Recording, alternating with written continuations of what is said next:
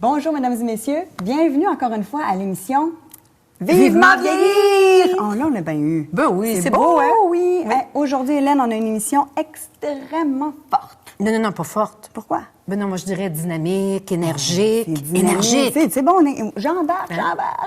Alors, c'est ça, on a une petite entrée vidéo. Et cette entrée vidéo, je vous le dis tout de suite, c'est une gymnaste, mais de 92 ans. La plus vieille gymnaste au monde. Elle est dans le record Guinness, mesdames et messieurs, et vous allez comprendre pourquoi on vous présente cette gymnaste avec notre invité qui suit.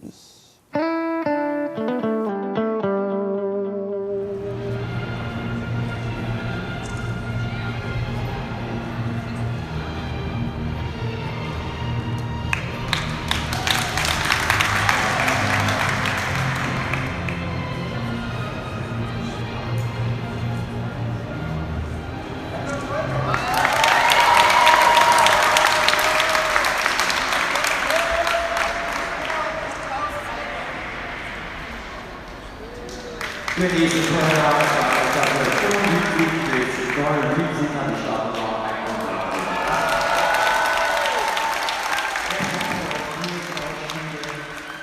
Vous venez de voir un être humain absolument fantastique.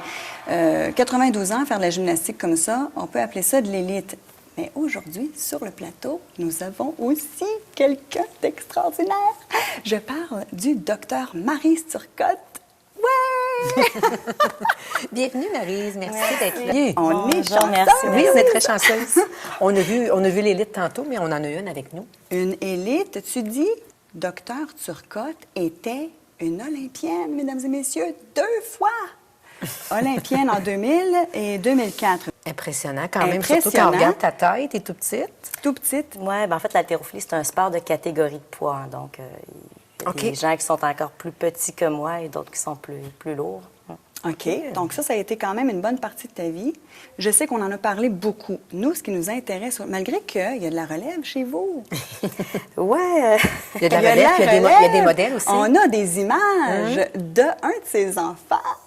Ouais, qui mon fait ça. petit garçon fait actuellement de l'initiation à l'haltérophilie. OK. Il adore ça. Donc, bon, je ne sais à quel point il voudra poursuivre là-dedans, mais je trouve ça important qu'il puisse connaître le défi de faire des compétitions, la maîtrise du stress, OK. la maîtrise de soi qui va C'est avec. formateur quand oui, même, hein? Oui, tous les apprentissages et peu importe pour la suite. Là, ça n'a pas tant d'importance en soi, finalement. Il y a quel âge, ton fils? Louis a 7 ans. 7 ans. Il a commencé à quel âge? Ah, il a commencé cette année. ouais. Ah, et c'est toi qui le coach? Oh non, pas du tout. Non. Moi, j'ai été athlète, j'aime faire du sport, j'aime bouger, mais je n'ai pas du tout la fibre d'être entraîneur. Non, c'est M. Marc Durocher, en fait, qui est OK. son entraîneur à la Poudrière. Et puis, vraiment, je lui confie Louis en toute confiance. Là. Et tu nous racontais aussi que ton conjoint aussi fait... A été aux Olympiques? Ben c'est ça. Oui, mon conjoint Donc, Serge, les Serge deux Tremblay, parents? oui, tout à fait. Lui, il a fait les Olympiques de 96 à Atlanta, parallèlement à des études pour devenir comptable agréé. Donc, OK. il a combiné tout ça, lui également. Là. Il y a un cycle hein, dans tout ça. On sent un peu comme dans la vie en Oui, général. effectivement. On naît, on vieillit et un jour on meurt. C'est un peu la même chose pour le cycle des athlètes. OK. Et il y a plusieurs pertes, il y a plusieurs deuils. Hein. C'est un déclin progressif des performances qui diminuent à la fin de notre carrière. Il y a toute une adaptation à faire à ça. Il y a beaucoup de parallèles avec mon travail également. Bien, parlons-en. Oui, d'ailleurs, justement. oui, tu as un travail quand même particulier. Moi, c'est la première fois que j'entendais ce terme-là, qui est sûrement souvent déformé, qui est une Géronto-psychiatre. psychiatre. Ouais. Écoute, ça fait quoi dans la vie, ça, une Oui, géronto-psychiatre? effectivement. Ben, de façon plus simplifiée, en fait, à la base, je suis médecin, spécialiste en psychiatrie. OK. Donc, je suis médecin psychiatre, mais spécialisée pour la clientèle âgée, d'où le terme géronto-psychiatre. Dis-moi donc, je suis curieuse, c'est-tu quelque chose de nouveau comme métier? Parce qu'il me semble qu'on n'a jamais entendu Non. parler de ça, une spécialité en C'est quand psychiatrie même pour les... novateur, Oui, je je pense. crois. Oui, effectivement. Je dirais qu'on n'est pas très nombreux au Québec. C'est OK. une surspécialité qui est assez récente avec un diplôme et un autre examen. Un autre examen du Collège royal des médecins chirurgiens du Canada. Mais ça fait quand même déjà au moins 5-6 ans que le titre existe de façon officielle. Là. Je voyais qu'il y avait beaucoup de choses à faire au niveau organisationnel, au niveau systémique, au niveau populationnel pour les personnes âgées. Et j'avais cet intérêt-là un jour de me dire, je ne sais pas de quelle façon, mais je veux me retrouver dans un milieu plus régional, plus modeste, où on peut mettre en action des projets sur le terrain, que ça Et passe faire pas une par, différence, oui. que ça passe Jamais pas que ça par une paraisse. bureaucratie qui finit plus de finir. Et c'était là l'idée aussi de travailler ici à Drummondville, au CIUS Mauricie, Centre du Québec, par la suite. Et il y a une construction de plusieurs choses. Je suis sur plusieurs comités et je fais mon implication du mieux possible et je pense que je vais pouvoir contribuer à améliorer les services à la population âgée. C'est ce que je souhaite, en fait. Le processus du vieillissement n'est pas du tout populaire. Je veux dire, même assumer ses cheveux blancs, c'est quelque chose, là. Bien, je vous le dis. Je l'ai vécu hier. Ça dépend toujours de la perspective qu'on a de l'âge. Moi, j'ai une perspective qui est très positive par rapport à l'âge. La vie, hein, c'est ça, c'est des étapes. On avance, on fait des erreurs parfois qu'on regrette ou pas. On apprend de tout ça. Il y a une sagesse qui s'installe et c'est de réussir à faire toutes les étapes de la vie de façon harmonieuse jusqu'à la fin. Mais c'est beaucoup une perception de société aussi, hein? Ouais. Qui fait qu'on a l'impression que vieillir, c'est pas le fun, que c'est ennuyant, On nous rappelle qu'on qu'il n'y a est plus de vieux. joie. Oui. Le reflet des autres est souvent comme, ah, tu sais, on le dit souvent, ça, ben c'est pas grave, c'est parce que c'est ça qui arrive quand tu vieillis, tu sais. Puis c'est On plate associe parce tout que, ce oui, qui est négatif souvent tout est au fait associé. d'avancer en âge. Puis c'est pas le fun, c'est pas beau, là, c'est pas comme devenir sage, tant que ça. Non. Si c'était devenir sage, ce serait plus heureux d'en parler de vieillir. Mais c'est pas ça qui se passe. En tout cas, c'est mon humble avis. Et c'est là. ce qu'on essaie de faire ici avec l'émission. Hein? Ben, On essaie de montrer aux gens, justement, qu'il y a Que possibilité c'est le de fun de vieillir. vieillir. Oui, puis d'être, justement, de développer plus l'aspect sagesse et certitude. De et, redonner position oui. aux personnes âgées, position qui se doit, c'est-à-dire avoir du vécu, le partager, avoir un sens. et avoir encore une place. En tout cas, Tout à fait. on est J'avais peut-être une idéaliste. espèce de rêve. Puis c'est bien correct. Il y a énormément d'actions pour les enfants qui sont malades et tout ça, mais je me disais un jour, on pourrait créer, il y a le Téléthon Enfant Soleil, je me disais un jour, je vais créer le Téléthon Vieille Lune. Oui, Ça serait bon. J'embarque. Mais il y a un projet ici actuellement qui est en cours, je trouve ça très intéressant, ça s'appelle Rêve d'aîné. OK. Donc, on peut contribuer pour permettre à un aîné de vivre un rêve. Ah, c'est donc OK. intéressant. Oui. Au même titre que le Oui, rêve d'enfant. Oui, tout à fait. Donc, je pense effectivement il y a toute une perspective à rediriger et je constate que quand même, il y a un mouvement en cette Il y a un mouvement. faveur-là. OK. Il y a un mouvement. Moi, comme je vous dis, j'ai connu mes grands-parents beaucoup parce que mon père est décédé quand j'étais jeune, donc j'ai passé énormément de temps chez mes grands-parents et moi, ça a été des moments très riches. Et j'ai une grand-mère qui est décédée pratiquement à 102 ans. Oui, j'ai une génétique qui est pas pire. Mes autres grands-parents, eux, étaient sur la ferme et mon grand-père qui a travaillé à sa porcherie jusqu'à la fin, là, tu sais, à 90 ans passés. Ma grand-mère qui est encore dans sa maison de campagne, elle a au-dessus de 90 ans et elle est en bonne forme. Moi, j'ai une perspective très positive par rapport à ça et c'est là-dedans aussi que j'accompagne les gens. Ce n'est pas parce que je vous pose un diagnostic de maladie d'Alzheimer que là, aujourd'hui, parce que je vous le dis maintenant, que votre vie arrête. Là. Ouais. Vous étiez là hier, vous faisiez certaines choses, certaines activités, mais ça continue. L'évolution va être différente, mais la vie continue et il faut profiter de ce qui reste. Ouais. Mais je trouve ça intéressant d'avoir ta vision parce que dans la société en général, on ne voit pas ça tant que ça, la vision que toi tu as, mais elle est présente. Oui. Et comme c'est ton métier en plus, puis que toi tu le vois dans ton quotidien, je trouve ça encourageant. C'est ce que j'essaie de transmettre aux patients, aux familles. Il faut toujours garder un espoir, il faut toujours essayer de garder une certaine maîtrise, contrôle ou impression de contrôle sur sa vie, de choix, de décision, de planification, Ouais. de projet. Parce qu'il y en a encore, dans le fond, il y en a tout le temps des projets ou une vision qu'on peut avoir qui est différente de celle qu'on a en temps normal. Tu sais. Oui, c'est juste de les redéfinir en Oui. fonction des nouvelles capacités. C'était la même chose à la fin de ma carrière Oui, d'athlète. c'est ça, la planification de la deuxième carrière. Les objectifs n'étaient plus les mêmes. Là. Je ne pouvais plus battre mes records. En fait, à un certain temps, j'essayais juste de me maintenir. À un certain temps, j'essayais juste de diminuer la décroissance et je me trouvais des nouveaux objectifs. Là. Et c'est un peu la même Ça a chose. été un hein. deuil. Un Il deuil. y a des deuils, oui. Il y a Beaucoup de deuils. Comme il y a des deuils associés à l'âge, il y a beaucoup de Oui. pertes. Votre souvenir de réussite, un cas où est-ce que vous êtes fier, où est-ce que vous avez senti un sentiment d'accomplissement, où est-ce que vous avez senti que toutes ces études-là ont servi à de quoi? C'est sûr qu'on se sent souvent impuissant parce que, comme médecin, et puis je pense que je parle en général aussi pour mes collègues, on ne guérit pas tout, loin de là. Hein. On pose des diagnostics, on offre les traitements que la science nous permet d'offrir actuellement, mais on doit souvent rester aux prises avec une certaine impuissance, mais d'être là, de soutenir, d'accompagner. Et moi, des satisfactions comme ça, j'en vis à tous les jours. Je parlais de cette jeune dame de 55 ans qui, là, vient d'être placée en CHSLD. Son mari m'a appelé. Il voulait que je le rappelle. Donc, je le contacte. Il m'a dit, Docteur Turcotte, je voulais juste vous dire merci. Vous nous avez accompagnés. Vous nous avez permis de cheminer, d'accepter, de comprendre. Et ça nous a beaucoup aidés. Ah, c'est merveilleux. Donc, la dame, je ne l'ai pas guérie. Non, effectivement. Mais il y a moyen d'amoindrir, dans le fond, tout le contexte qu'ils sont en train de vivre, d'expérimenter pour que ça se passe un petit peu plus en douceur. Puis leur donner une voix aussi pour exprimer ce qu'ils vivent au travers de tout ça. Hein. On n'est pas juste une olympienne, on n'est pas juste une gérontopsychiatre, on est avant tout un humain. Et une maman. Et une maman. Ça, c'est la troisième carrière. On invite les poussins à venir sur le plateau. Les petits moineaux, salut. Dites-moi, là, votre maman, qu'est-ce qu'elle fait le mieux à la maison? Ben, elle fait le mieux de s'occuper de Philippe. Puis, Ah, parce qu'il y en a un troisième. Hein? Ben oui, il y en a un Qu'on voit pas troisième. ici. parce qu'il fait tout le temps mal. Lui, on ne l'a pas amené parce qu'il court partout. Puis... Parce que c'est un petit casse-cou. Parce qu'une fois, à la compétition à Elena, ben, il n'arrêtait pas d'aller dans le milieu de la dans le milieu de la place qu'elle faisait. Hein? Il allait prendre les poids, lui aussi? Non, mais dans le milieu de compétition à Elena, à sa gymnastique. Oh, la gymnastique! Il courait, le papa, il courait pour aller le chercher. Ouais. Est-ce que c'est filmé, ça? On aimerait ça avoir les images de ça. Est-ce quelqu'un qui a filmé ça?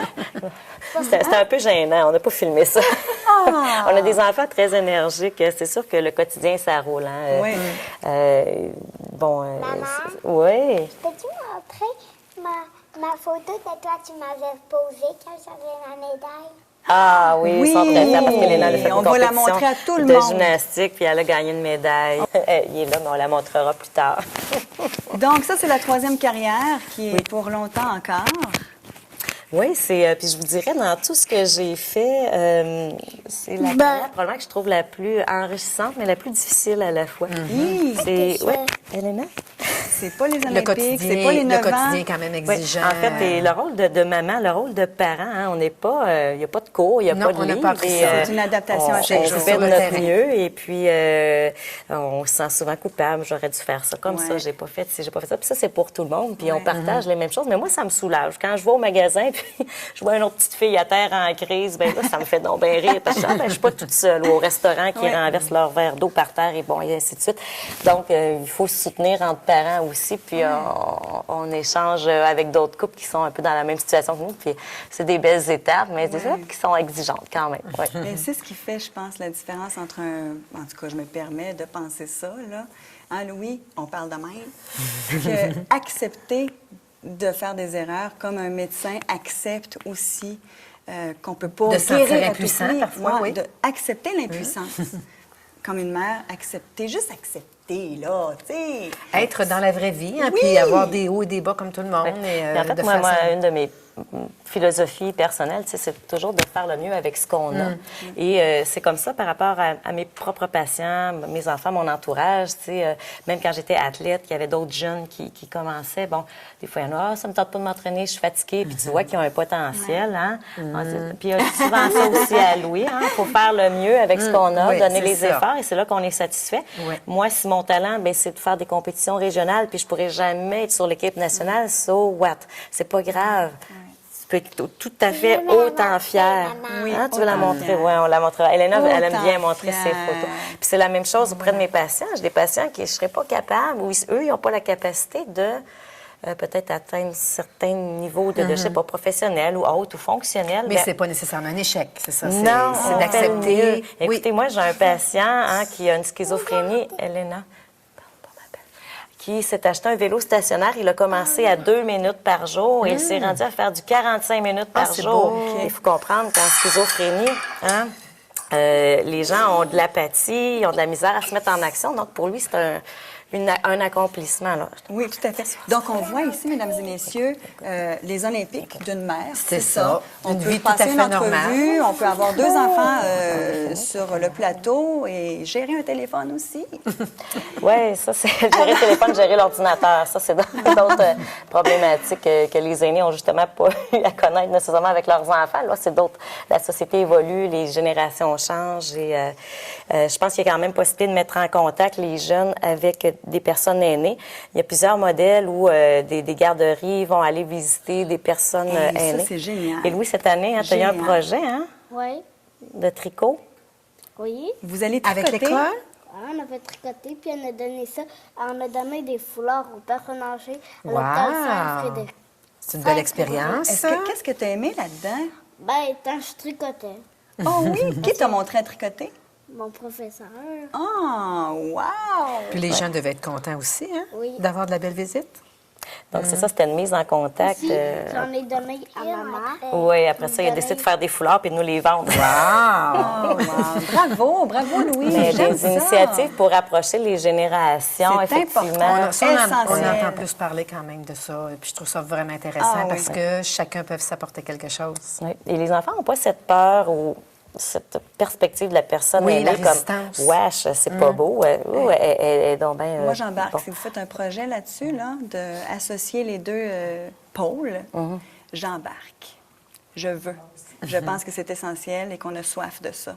Ouais. En tant que Et société. d'ailleurs, quand j'ai accouché, par exemple, de Philippe, il était dans son petit panier d'auto, en tout cas le siège d'auto, et j'avais des demandes de consultation au CHSLD, donc je l'amenais avec moi, je le traînais, je le mettais à terre à côté de moi Ah, dans la oui. chambre, mais juste passer dans les aires communes où les personnes aînées, même des gens qui ont des démences très avancées, qui parlent même plus, puis et quand ils devaient voient, aimer ça, et hein. quand ils voyaient le petit bébé, oh, de la belle visite, et là, ça allume. Là. Oui, même les ça gens qui n'ont allume. plus de langage, et ça les allumait. Donc, je pense qu'il faut travailler ce genre d'initiative-là. là. Tout à Je suis fait, tellement oui. contente d'avoir une gérontopsychiatre comme ça à Drummondville. J'aime ça. Merci, mon Dieu. Merci. Alors, on va terminer l'émission là-dessus. Et ma belle Elena, je vais la montrer à tout le monde, ta photo. Dans quelques secondes, tout le monde la voit. Et... Elena. Merci. Merci infiniment, Merci Marie. infiniment. Ben, ça m'a fait plaisir. Merci C'était de m'avoir invité. C'était très C'est- riche, très intéressant, puis très inspirant aussi pour l'avenir. Ah oui, puis Merci. moi, j'aimerais ça, avoir d'autres émissions comme ça, parce que c'est important. C'est vraiment important. C'est une transition essentielle. Tout à fait. Accepter. Oui.